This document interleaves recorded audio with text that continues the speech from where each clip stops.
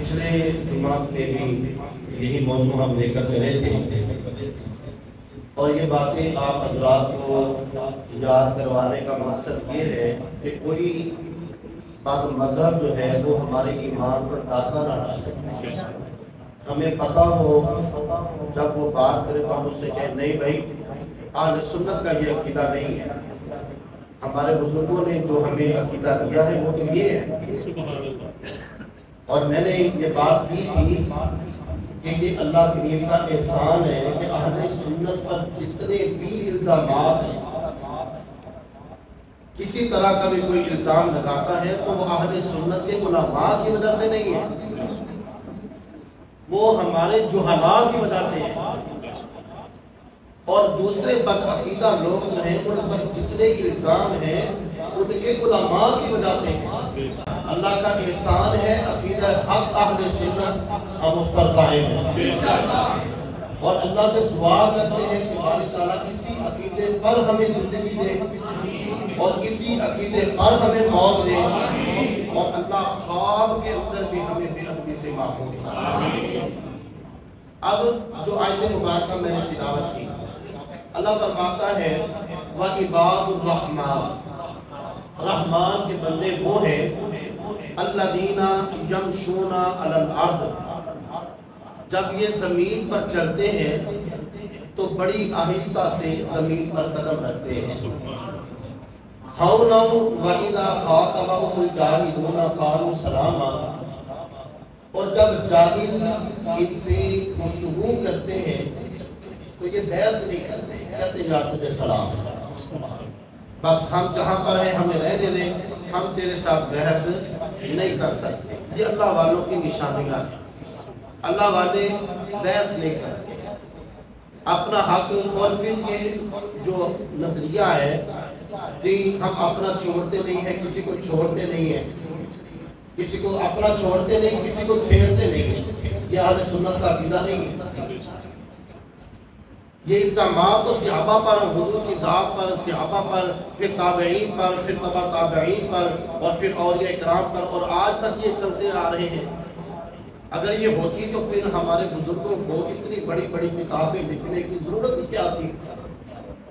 وہ کہہ دیتے ٹھیک ہے یار تم اپنا کرو ہم اپنا کرتے ہیں, ہم اپنا چھوڑتے نہیں تمہیں چھیڑتے نہیں. نہیں, حق بیانی سے کام لینا اور حق کو واضح کرنا اور حق پر چلنا, یہی حق والوں کا طریقہ ہے.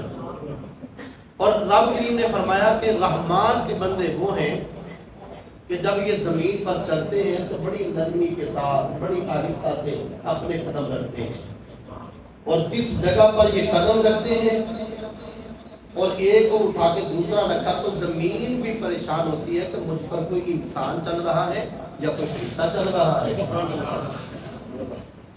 اور پھر میں نے میعان ولایت بیان کیا تھا. میعان ولایت کیا ہے؟ نبی پاک علیہ السلام کا فرمان. اب آپ نے بول کر جواب دینا ہے جو ہم نے پچھلے جمعے پڑھا تھا. حضور کا فرمان ہے کہ جس کے اندر یہ 3 نشانیاں ہیں وہ اللہ والا ہے. پہلی نشانی اس کی کیا ہے؟ اس کے چہرے کو دیکھو تو اس کے چہرے کو دیکھو تو اللہ ہے. دوسری نشانی اس کی یہ ہے کہ جب تم اس کی گفتگو سنو, اس کے مجلس میں بیٹھ کے اس کا واعظ سنو تو پھر تمہارے علم میں اضافہ ہو. اور تیسری نشانی فرمائی جب تم اس کو عمل کرتے دیکھو, جب تم اس کی اپنی زندگی دیکھو تو پھر کیا ہو, تمہیں اپنی آخرت کی فکر پڑتی ہے. یہ 3 نشانیاں میرے آقا مولا نے بیان فرمائی ہیں.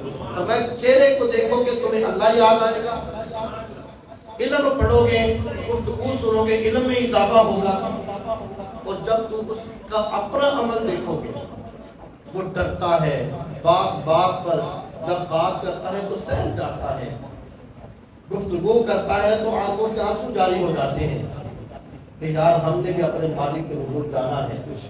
جب تم کسی اللہ والے کو اس انداز میں دیکھو گے پھر تمہیں اپنی فکر پڑے گی کہ یار یہ تو متقی بندہ, یہ تو پرہیزگار بندہ ہے, یہ تو اللہ والا ہے, اس کا تو کوئی ایک لمحہ بھی اپنے مالک کی رضا کے خلاف نہیں چلتا، جب یہ اپنے مالک سے اتنا ڈرتا ہے تو پھر مجھے مالک سے ڈرنے کی کتنی ضرورت ہے۔ یہ 3 نشانیاں میرے آقا مولا نے بیان فرمائی۔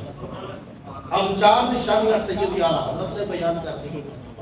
اب ان کو ہم نہ دیکھیں، ان کی طرح ہم نہ چلے تو قصور ہمارا ہے۔ ہمارے بزرگوں نے تو ہمیں آئینہ سامنے رکھ دیا کہ لو دیکھو، یہ نشانیاں دیکھنے کے بعد پھر تم اس کی اطاعت کے اندر آنا، وہ خود بھی اللہ کے راستے پر ہے، تمہیں بھی اللہ کے راستے پر چلا دے۔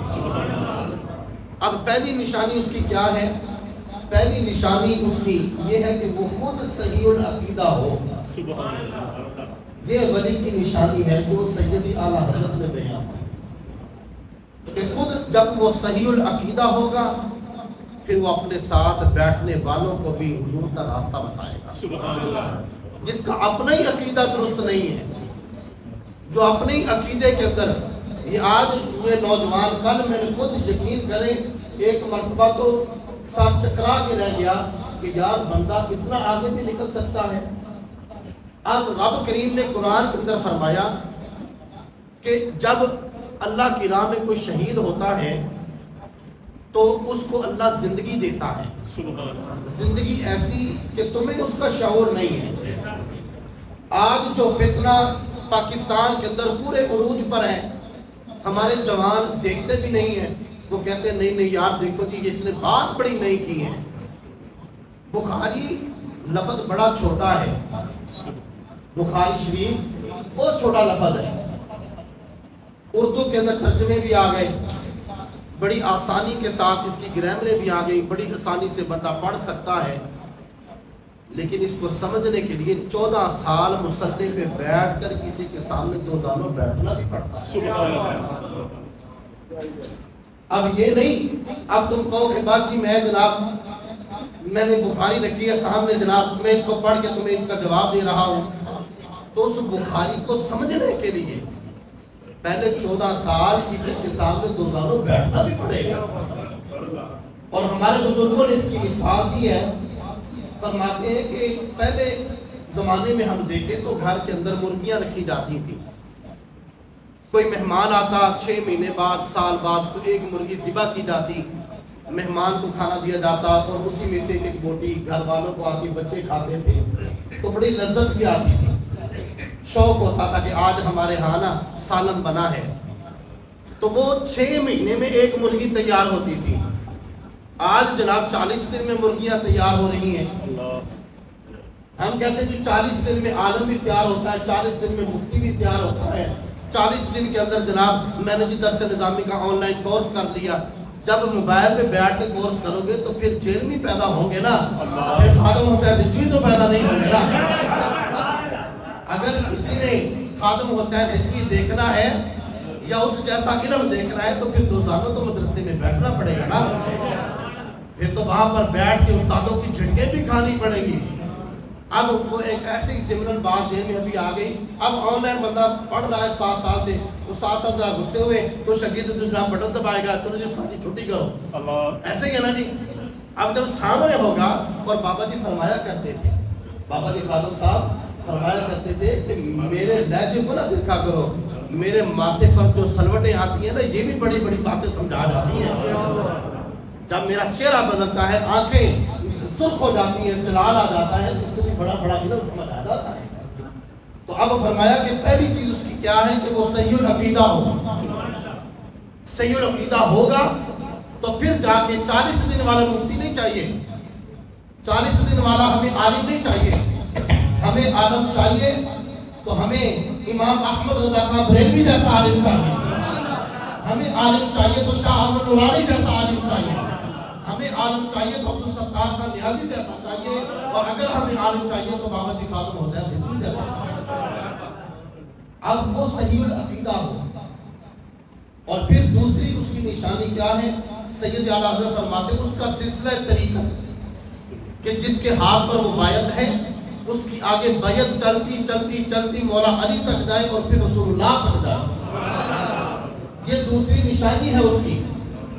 اس کا سلسلہ طریقت نسل در نسل واسطہ بواسطہ سینہ بسینہ حضور تک پہنچتا ہو. اور تیسری نشانی اس کی یہ ہے کہ وہ عالم ہو. جس کو علم نہیں ہے وہ طریقت کا حقدار ہی نہیں ہے. جس کو علم نہیں ہے وہ مسند ارشاد پر بیٹھنے کا حقدار ہی نہیں ہے. آج جس کے پاس علم نہیں، جس کی وضع قطع شریعت کے مطابق نہیں ہے، جس کو شریعت کے ایک نقطے کا پتہ نہیں ہے، وہ بھی جناب ساتھ لکھواتا ہے رہبر شریعت. اور میں نے یہ پچھلے جمعے بھی علل اعلان کہا تھا کہ دنیا کائنات کے اندر کسی بھی بڑی گدی کا سجادہ نشین ہے، کوئی غوث ہے، قطب ہے، ابدال ہے، رہبر شریعت کوئی نہیں. سارے کے سارے خادم شریعت ہیں. رہبر شریعت میرے محمد مصطفیٰ کی ذات ہے. رہبر شریعت فقط رسول کریم، بس کوئی بھی رہبر شریعت نہیں ہے. شریعت کو اگر بیان کیا، شریعت اگر سمجھائی، شریعت کو کسی نے ہمارے سینوں تک پہنچایا تو وہ ہمارے آقا مولا ہیں. باقی جتنے بھی ہیں وہ سارے کے سارے خادم شریعت ہیں، وہ شریعت کے خادم ہیں. اور چوتھی نشانی اس کی کیا ہے؟ چوتھی نشانی اس کی یہ ہے کہ اعلانیہ گناہ نہ کرتا ہو. اب جو خود اعلانیہ گناہ کر رہا ہے وہ خود نہیں اللہ کے احکامات پر، تو تمہیں اللہ کے احکامات کیسے بتائے گا؟ اب یہ 4 نشانیاں سیدی اعلیٰ حضرت نے بیان کی. ٹھیک ہے جی، یہ معیار ولایت ہے. اور جو کہتے ہیں نا جی بریلوی ایسے، بریلوی ایسے، بریلوی ایسے، سیدی اعلیٰ حضرت کا فتویٰ سنیے. آپ تو فرماتے ہیں اگر تم کسی صاحب ولی کے مزار پر جاؤ تو وہاں پر جا کے تم قبر کو ہاتھ بھی نہیں لگا سکتے. چومنا، سجدہ کرنا، رکوع کی حد تک جانا، یہ تو بڑی پیچھے کی بات ہے. فرمایا کہ تم اس کی قبر کو ہاتھ بھی نہیں لگا سکتے. 4 ہاتھ پیچھے کھڑے ہو جاؤ اور اس کو سلام پیش کرو. یہ عقیدہ اہل سنت ہے. اور پھر تم قبلے جانب آگے ان کے چہرے کے پاس کھڑے ہو کے جتنی اللہ نے تمہیں توفیق دی ہے قرآن کی تلاوت کرو. پھر ان کے وسیلے سے اللہ سے دعا مانگو. ان کے وسیلے سے، ان سے نہیں مانگتے، ہم قبر والوں سے نہیں مانگتے، براہ راست تو ہم حضور سے بھی نہیں مانگتے، ہم تو حضور کا وسیلہ پیش کرتے ہیں. اور یہ قرآن سے ثابت ہے. رب کریم نے خود فرمایا کہ محبوب ان سے کہہ دیں کہ جب یہ اپنی جانوں پر ظلم کرے تو پھر آپ کی بارگاہ میں آئے، آپ کی بارگاہ میں آ کے اللہ سے معافی مانگے، آپ ان کی سفارش کریں، یقین کریں آپ اللہ کو بخشنے والا بھی پائیں گے، اللہ کو مہربان بھی پائیں گے. ایک معیار بتایا رسول کریم نے، ایک معیار بتایا سیدی اعلیٰ حضرت نے، اور ایک معیار جو ہمارے اسلاف اور اکثر علماء اس قول کو سرکار غوث پاک کی طرف نسبت کرتے ہیں، لیکن میں نام نہیں لیتا، کیوں؟ پکی بات نہیں ہے. لیکن اب سنیے معیار ولایت. فرمایا کہ اس میں 12 نشانیاں ہونی چاہیے، 12 چیزیں اس کے اندر ہوں تو وہ مسند ارشاد پر بیٹھے. اگر ایک چیز بھی اس کے اندر نہیں ہے تو وہ مسند ارشاد پر نہیں بیٹھ سکتا. فرمایا 2 چیزیں اس میں اللہ والی ہونی چاہیے، ایک رحمان ہو، دوسرا رحیم ہو. آج ماڑا بندہ آ جائے تو اس پر جلال آ جاتا ہے، اور جی حضرت بڑے جلال والے ہیں، اور جس کو پتا ہے کہ اس نے جناب گاڑی بھی لے کے دی ہے، گھر بھی بنا کے دیا ہے، اور ہر مہینے 11ویں کی لنگر میں بھی پیسے بھیجتا ہے، سال بعد خدمت بھی آتی ہے، وہ کچھ بھی کر جائے اور نہیں بھائی صاحب کو پچھلے والے کمرے میں بٹھائے اور ان کو کھانا شانا کھلائے. حضرت آتے ہیں، ان سے الرجی میں ملاقات ہوگی. یہ معیار ولایت نہیں ہے. معیار ولایت کیا ہے کہ اس میں 2 نشانیاں اللہ والی ہوں، ایک وہ رحمان ہو، دوسرا وہ رحیم ہو، شفقت کرنے والا ہو. اگر ہم کتنے گناہ کرتے ہیں، اللہ کہیں معاف کرتا نہیں ہے. کس لیے معاف کرتا ہے کہ وہ رحمان ہے. ہم معافی کیوں مانگتے ہیں کہ وہ رحیم ہے؟ ہمیں یقین ہے کہ جب مانگے گے وہ معاف کرے گا. تو فرمایا اگر کوئی تیرا عقیدت مند تیرے پاس آ جائے، اس سے غلطی ہو جائے، تو سب سے پہلے یہ 2 چیزیں تیرے اندر ہونی چاہیے، اس کے ساتھ پیار کرنا، اس کو معاف کرنا. اور 2 چیزیں، 2 خوبیاں رسالت امام صلی اللہ علیہ وسلم کیسے ہونی چاہیے. ایک وہ رفیق ہو، دوسرا وہ شفیق ہو۔ جب تم اس سے گفتگو کرو تو یوں لگے کہ تم کسی غیر سے باتیں نہیں کر رہے، تم اپنے آپ سے باتیں کر رہے ہو، اور وہ تجھے اس چیز کا احساس دلائے کہ میں تیرے غم میں برابر کا شریک ہوں۔ تو جو باتیں کر رہا ہے، جتنا دکھ تجھے ہے اتنا دکھ مجھے بھی ہے، جتنی تکلیف تیرے اندر ہے میں تیرے درد کو، تیری تکلیف کو محسوس کر رہا ہوں۔ فرمایا وہ رفیق ہو اور پھر شفیق بھی ہو، شفقت ایسی کرے کہ جب تو اسے اپنا دکھ سنا کر گئے تو تیرا دکھ ویسے ہی ختم ہو جائے۔ دعا تو بعد میں ملے گی نا، لیکن تیرے اس چاہنے سے، تیرے اس عمل سے اس کو ویسے ہی اطمینان ہو جائے۔ صحابہ فرماتے مسجد نبوی ہے، ایک بڑی عورت ہے جو مدینہ پاک کی گلیوں میں پھرتی تھی، دیوانی تھی، اس کا ذہنی توازن جو تھا وہ درست نہیں تھا۔ اب وہ گلیوں میں پھرتی، مسجد نبوی کے دروازے پر آ کے تو نبی پاک علیہ السلام کو یوں کر کے اشارہ کرنے لگی۔ اب یوں اشارہ کرنا، کوئی محبت والے بیٹھے ہو تو وہ تو بڑا محسوس کرتے ہیں کہ یار یہ انداز تو نہیں ہے نا بلانے کا۔ تو جب حضور نے اس کے اشارے کو دیکھا تو نبی پاک علیہ السلام نے صحابہ کو چھوڑا اور حضور اس کے پاس چلے گئے۔ اس نے کہا کہ وہ تھوڑا اور آگے ہے، میں نے آپ سے کچھ باتیں کرنی ہے۔ گرمی کا موسم تھا، حضور اس کے ساتھ چلے گئے۔ وہ کھلے میدان میں حضور سے پتہ نہیں کیا باتیں کرتی تھی، جب اس کا بیچارے کا ذہنی توازن بھی درست نہیں ہے، اس نے کیا باتیں کی ہوں گی۔ کافی دیر سے صحابہ فرماتے ہمیں تکلیف ہو رہی تھی کہ آقا کریم علیہ السلام کا جسم مبارک بڑا نازک ہے اور یہ تو دیوانی عورت ہے اور حضور اسی کی باتیں سن رہے ہیں۔ فرماتے جب آقا مولا اپنی مرضی سے اس نے اپنی باتیں ختم کی، جتنا اس کا جی چاہا اس نے باتیں کی، جب وہ چلی گئی پھر حضور واپس آئے۔ ہم نے عرض کیا آقا جی یا رسول اللہ، یہ تو دیوانی ہے بیچاری، اس کو تو جو لوگ آتے دیکھیں وہ تو راستہ بدل لیتے ہیں، وہ تو کہتے ہیں کہ اگر اس نے باتیں شروع کر دی اس کی تو بات ہی ختم نہیں ہوگی۔ حضور آپ اس کے لیے اتنی دیر تک دھوپ کے اندر کھڑے رہے؟ تو سنیے میرے آقا مولا نے کیا فرمایا۔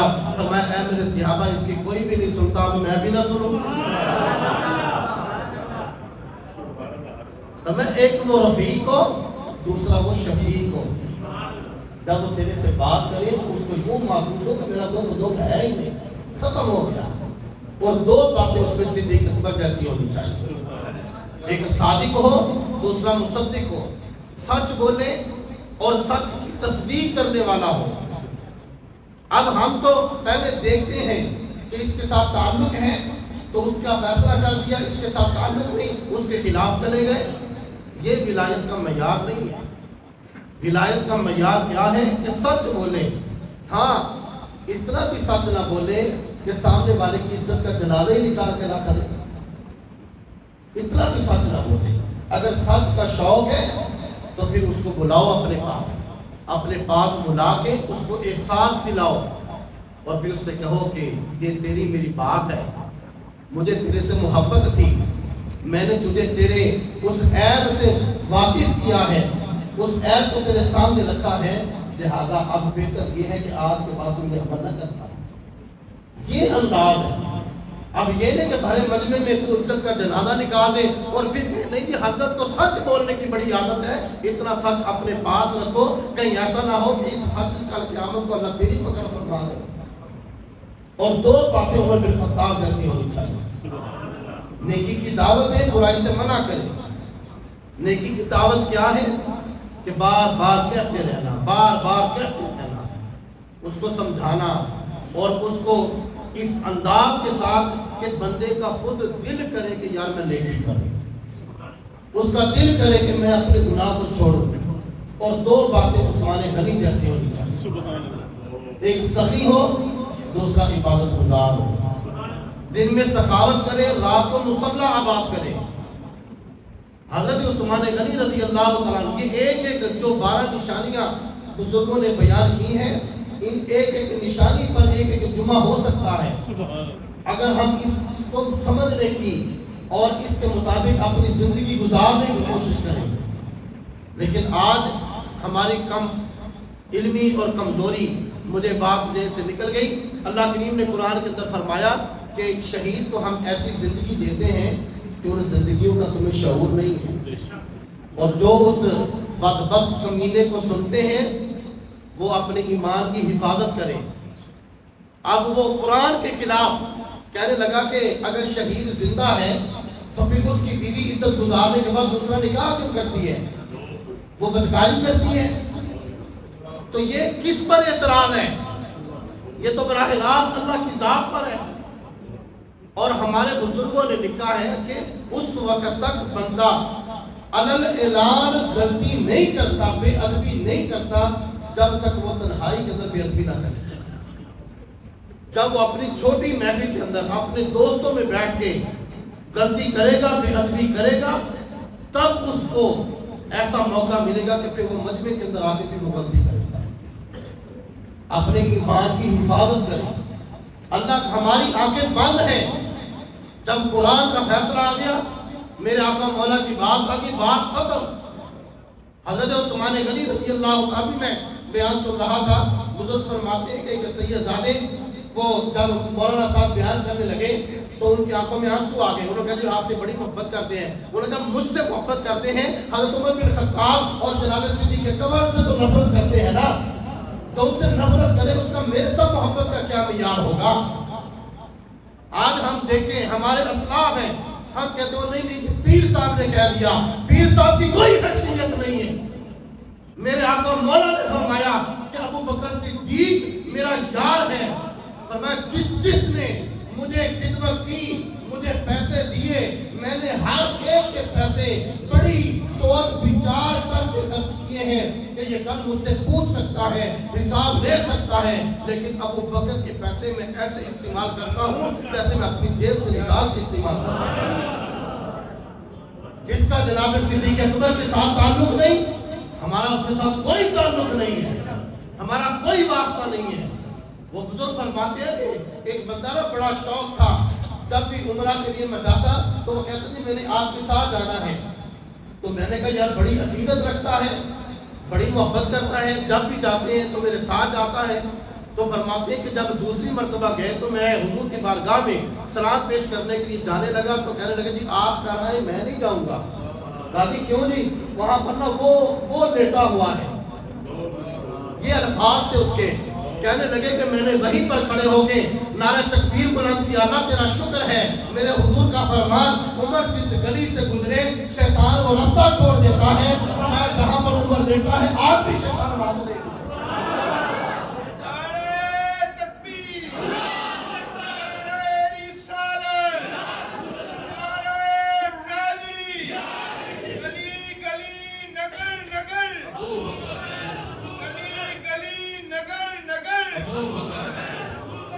اور دو نشانیاں اس کے اندر مولا علی والی ہونی چاہیے، بہادر ہو اور دلیر ہو۔ اب یہ نہیں کہ حضور کی عزت کا مسئلہ آ جائے تو پیر صاحب کہ نہیں میرے مرید ناراض ہو جائیں گے، میرے آستانے پر پولیس آ جائے گی، مولوی صاحب کہ نہیں میرا مدرسہ بند ہو جائے گا۔ نبی پاک علیہ السلام کے زمانہ پاک کے اندر 400 کلومیٹر دور، مدینہ پاک سے 400 کلومیٹر دور خالد بن سفیان الحضری، یہ نبی پاک علیہ السلام کی شان میں بے ادبی کرتا تھا۔ میرے آقا کریم علیہ السلام نے فرمایا کون ہے جو اس کا سر کاٹ کے میرے پاس لے کے آئے گا؟ تو حضرت عبداللہ بن انیس کھڑے ہوئے، عرض کیا آقا جی یا رسول اللہ یہ خدمت آپ مجھے عطا فرمائیے۔ اب حضور نے یہ نہیں کہا 400 کلومیٹر دور، اب میں کیا کروں اتنی دور کس کو بھیجوں؟ اب تلے تنہا عبداللہ بن انیس کو حضور نے فرمایا ٹھیک ہے تم جاؤ، اس کا سر کاٹ کے لاؤ۔ عرض کی آقا جی یا رسول اللہ اس کی کوئی نشانی تو بتا دیں، میں اسے پہچانوں گا کیسے؟ فرمایا جب تم اسے دیکھو گے تیرے جسم پر لرزہ طاری ہو جائے گا، تمہارے دل میں خوف آ جائے گا، تم کانپنے لگو گے۔